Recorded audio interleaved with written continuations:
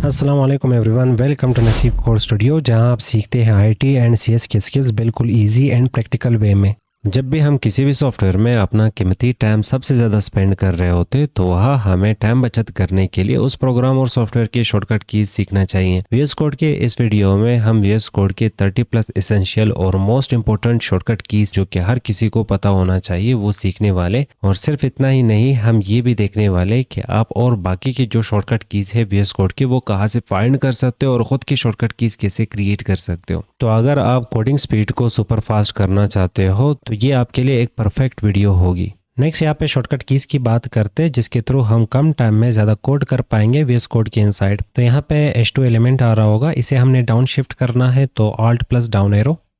तो कुछ इस तरह से हम किसी भी लाइन को जिस लाइन में कर्सर पड़ा होगा उसे ऊपर नीचे शिफ्ट कर सकते हैं। अगर हम मल्टीपल लाइन सेलेक्ट करते हैं तो ये दोनों line Alt plus up arrow और डाउन एरो के थ्रू हम कुछ इस तरह से मूव कर सकते हैं। सिलेक्शन के लिए हम इस तरह लेफ्ट क्लिक पकड़ के रखते हैं और इस तरह खींचते हैं। अब अगर कंटेंट ज़्यादा हो तो स्क्रॉल भी हो जाता है इसमें, पर हम यहाँ पे ये शॉर्टकट यूज़ कर सकते हैं। आप यहाँ पे क्लिक कर लो, शिफ्ट की पकड़ के रखो, जहाँ तक भी सिलेक्शन करनी है उसके लास्ट में क्लिक कर लो, तो इजीली आप कुछ इस तरह से भी सिलेक्शन कर सकते हैं। अगर आपने मल्टी कर्सर्स बनाने हो, जैसे कि मुझे H2 नहीं, H2 की जगह पे H3 चाहिए था, तो यहाँ पे कर्सर रखते, Alt की पकड़ के रखेंगे, यहाँ पे क्लिक करते तो मल्टी कर्सर्स बन जाएंगे। बैक स्पेस से ये हटा के मैं यहाँ पे 3 लिख लेता हूँ। मल्टी कर्सर्स बना के आप वीएस कोड की इनसाइड मल्टीपल जगहों पे चेंजेस कर सकते हो। अगर हमें लाइंस को डुप्लीकेट करना है, जैसे कि H3 के मुझे डुप्लीकेट्स चाहिए, तो Alt शिफ्ट डाउन एरो और अप एरो का यूज करके हम कुछ इस तरह से डुप्लीकेट निकाल सकते हैं। अगर डाउन एरो प्रेस कर रहा हो तो डुप्लीकेट्स नीचे की तरफ निकल रहे, और अगर अप एरो प्रेस कर रहा हो तो डुप्लीकेट्स ऊपर की तरफ निकल रहे। अब यहाँ पे अगर हम कर्सर रखते हैं, पर मान लें इसी सेम ही पोजीशन पे मुझे कर्सर यहाँ पे नीचे तक चाहिए, तो इसके लिए हम यहाँ पे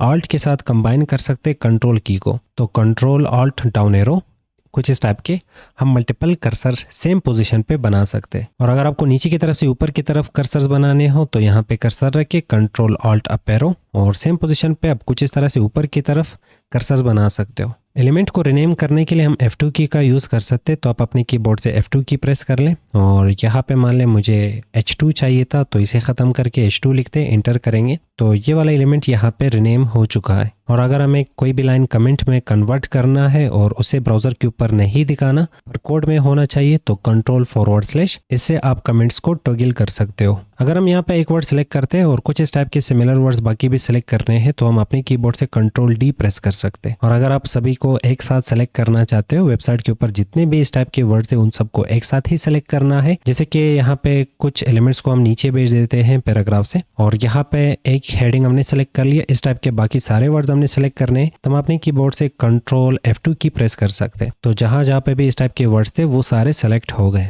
अगर आपको कीबोर्ड से स्क्रॉलिंग करनी है तो Ctrl+ डाउन एरो और Ctrl+ अप एरो के थ्रू भी आप स्क्रॉलिंग कर सकते हो। Ctrl+Shift+E प्रेस करने से आप यहाँ पे एक्सप्लोरर टैब को ओपन कर सकते हो, और अगर ये साइड बार आपको ओपन और क्लोज करना है तो आप अपने कीबोर्ड से Ctrl+B का यूज़ कर सकते हो। Ctrl+B प्रेस करने से साइड बार ओपन हो जाएगा, Ctrl+B प्रेस करने से साइड बार वापस क्लोज हो जाएगा। अगर आप यहाँ पे मल्टीपल टैब्स ओपन करते हो, जैसे कि यहाँ पे एक और फाइल पड़ी है, मुझे ये ओपन करना है इसके जस्ट साइड पे, तो इस तरह उठा के हम यहाँ पे लगा सकते हैं। तो कुछ इस तरह से आप मल्टीपल टैब्स को ओपन कर सकते हो, अपने मल्टीपल फाइल्स को एक ही स्क्रीन के ऊपर देख सकते हो। और इन फाइल्स में स्विच होने के लिए हम यहाँ पे कंट्रोल टैब की प्रेस कर सकते हैं। कंट्रोल टैब के थ्रू कंट्रोल की पकड़ के रखो और इसके बाद टैब प्रेस कर लो, जो भी फाइल सेलेक्ट होगा कंट्रोल छोड़ दो, वो फाइल ओपन हो जाएगा। कंट्रोल टैब से हम फाइल्स के बीच में स्विच हो सकते हैं। अगर आपको फाइल साइड बाय साइड देखने की विंडो पे मल्टीपल फाइल्स देखने हैं, तो उस फाइल के हेडर पे और टैब पे राइट क्लिक कर ले, यहाँ पे आपको स्प्लिट नाम का ऑप्शन मिलेगा, और डिफरेंट टाइप के स्प्लिट होते हैं, जो भी स्प्लिट आपको इनमें से चाहिए होगा, जैसे कि मूव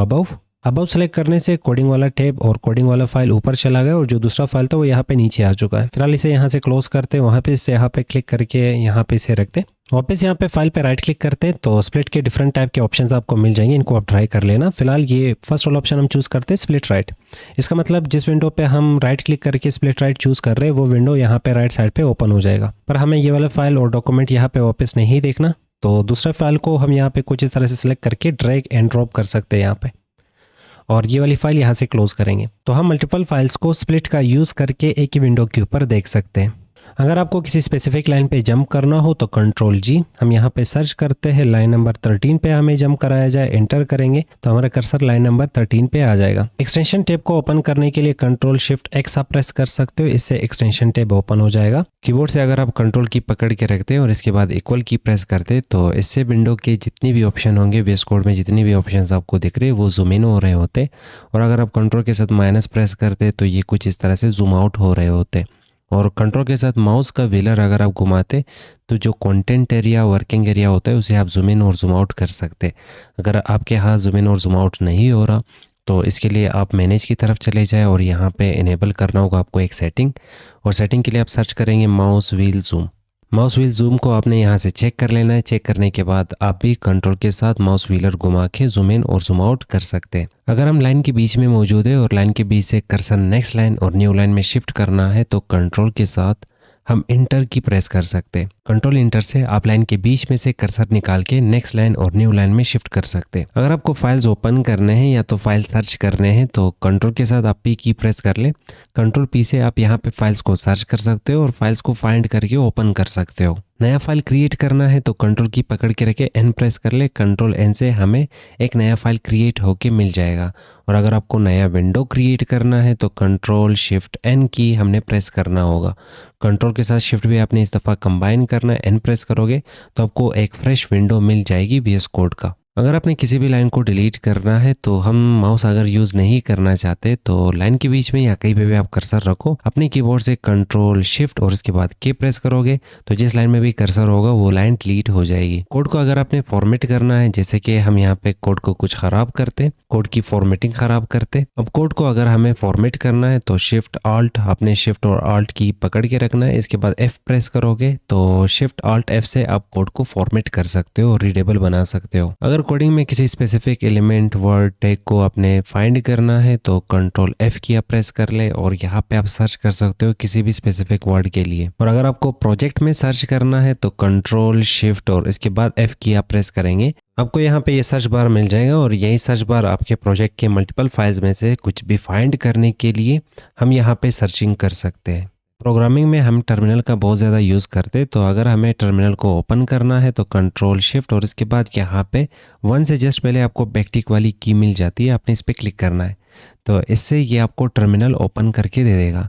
और अगर आपने टर्मिनल को स्प्लिट करना है, मल्टीपल टर्मिनल्स यूज़ करने हैं तो अब अपने कीबोर्ड से कंट्रोल शिफ्ट और इसके बाद आपने 5 वाली की को प्रेस करना है, इससे टर्मिनल स्प्लिट हो जाएंगे। और टर्मिनल को वापस क्लोज करने के लिए आपको यहाँ पे क्रॉस का सिंबल मिल जाता है, यहाँ से आप टर्मिनल्स को वापस क्लोज कर सकते हो। जब भी कोडिंग में हम कोई गलती कर लेते हैं, हमें पीछे जाना हो तो एडिट टैब पे क्लिक कर ले। यहाँ पे आपको कंट्रोल जी और कंट्रोल वाई मिल जाता है जिसके थ्रू आप अंडू और रिडू कर सकते हो।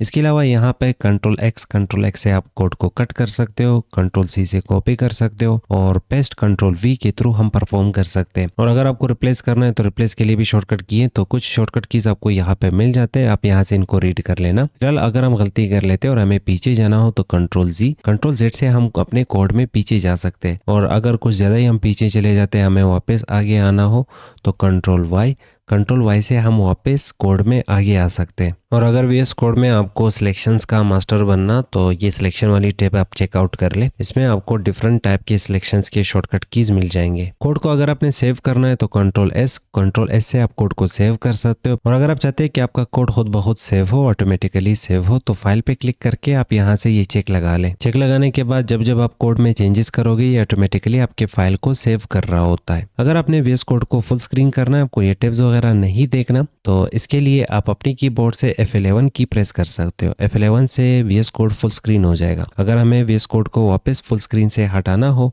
तो अपने कीबोर्ड से वापस हमने F11 की प्रेस करना है, F11 की से ये वापस नॉर्मल हो जाएगा। और अगर आपको डिस्ट्रैक्शन से बचना है, आपने VS कोड में ये टैब्स वगैरह भी हाइड करने जो इस साइड पे दिख रहे हैं, तो इसके लिए आप अपने कीबोर्ड से कंट्रोल की पकड़ के रखें और इसके बाद के प्रेस कर ले। के प्रेस करने के बाद अपने नेक्स्ट Z प्रेस करना है, तो इससे आप ज़ेन मोड की तरफ चले जाएंगे। सबसे पहले हमने कंट्रोल की पकड़ के रखना है, के प्रेस करना है और इसके बाद दोनों को छोड़ के सिर्फ Z प्रेस करना है, तो हम ज़ेन कोडिंग की तरफ चले जाएंगे। तो यहाँ पे डिस्ट्रैक्शन बिल्कुल ख़त्म हो जाता है। सिर्फ हम यहाँ पे कोडिंग पे फोकस कर रहे होते। और अगर आपको जेन मोड से वापस निकलना है तो अपने कीबोर्ड से 2 दफ़ा आपने एस्केप की प्रेस करना है, इससे आप जेन मोड को वापस डिसेबल कर सकते हो। अगर हमें किसी भी टैब को क्लोज करना है तो उस टैब की तरफ चले जाए, आप अपने कीबोर्ड से कंट्रोल W प्रेस कर ले तो वो टैब यहाँ पे क्लोज हो जाएगा। और अगर आप चाहते हैं कि जितने भी टैब्स है वो सारे क्लोज करना है एक ही साथ, यहाँ पे VS कोड भी क्लोज हो जाए, तो आप अपने कीबोर्ड से कंट्रोल शिफ्ट W प्रेस कर सकते हैं। अगर आपको VS कोड की मजीद शॉर्टकट की सीखने हैं तो इसके लिए मैनेज पे क्लिक कर ले और यहाँ पे कीबोर्ड के शॉर्टकट्स मिल जाएंगे, आप इस पे क्लिक कर ले। क्लिक करने के बाद यहाँ पे आप सारे शॉर्टकट कीज़ को रीड कर सकते हैं। अगर आपने अपने हिसाब से कुछ शॉर्टकट की बनानी हो या किसी भी चीज़ का शॉर्टकट की आपने चेंज करना है तो की बाइंडिंग आपको मिल जाती है यहाँ पे। इसमें से जो भी शॉर्टकट की आपको चेंज करनी है उस पर डबल क्लिक कर ले, आपको यहाँ पे एक बॉक्स मिल जाएगा। जैसे कि इस वक्त कंट्रोल / से हम कमेंट को इनेबल कर सकते हैं, पर हम यहाँ पे कंट्रोल शिफ्ट और फिर इसके बाद स्लैश लगाते हैं, इंटर करेंगे तो यहाँ पे शॉर्टकट की चेंज हो चुकी होगी। पर मुझे ये वाली शॉर्टकट की वापस नॉर्मल करनी है तो डबल क्लिक करेंगे, कंट्रोल / इंटर करेंगे तो ये यहाँ पे नॉर्मल हो जाएगा। तो आप अपने हिसाब से यहाँ पे शॉर्टकट कीज़ को भी चेंज कर सकते हैं।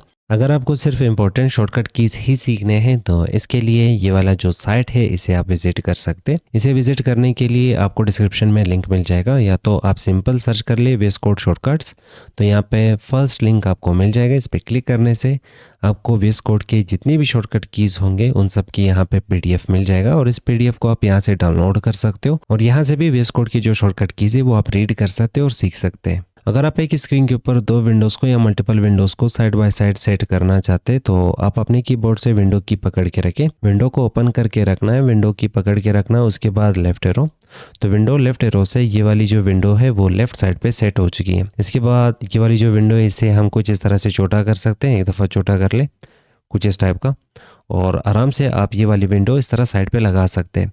या तो फिर ये विंडो इस साइड पे लगाने के लिए हम अपने कीबोर्ड से विंडो + राइट एरो प्रेस कर सकते हैं।